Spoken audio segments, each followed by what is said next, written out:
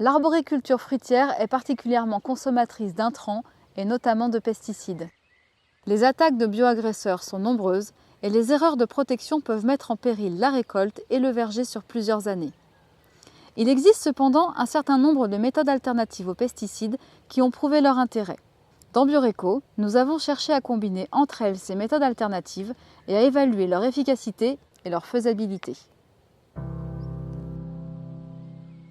Les choix de plantation, tels que le matériel végétal et les distances de plantation, sont cruciaux car ils doivent rester pertinents toute la vie du verger. L'idée est de créer des conditions de milieu qui limitent le développement des bioagresseurs et qui préservent les auxiliaires. Le choix de la variété de pommes est primordial.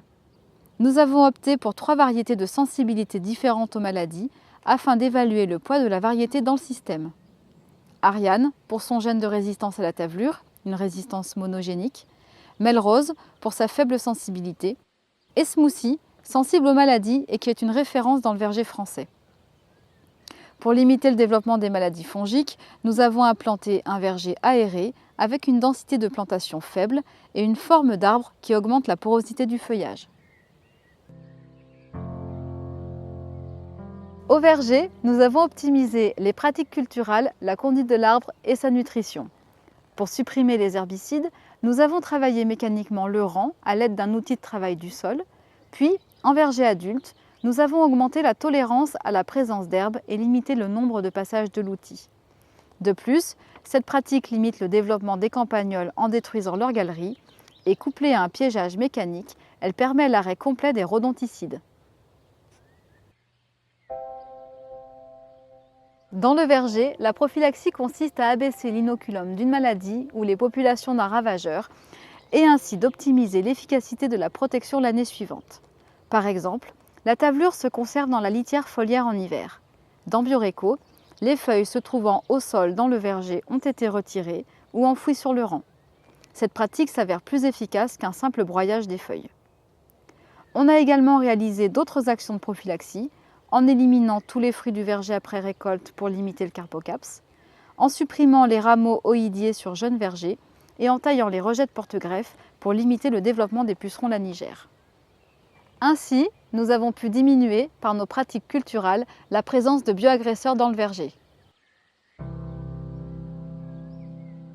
Pour limiter l'utilisation des pesticides, il est important de connaître le niveau de population des bioagresseurs et donc le niveau de risque de dégâts encourus.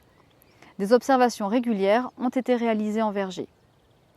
Des pièges à phéromones ont été positionnés dans le verger pour détecter l'arrivée et la présence de certains ravageurs, comme le carpocaps et la tordeuse orientale.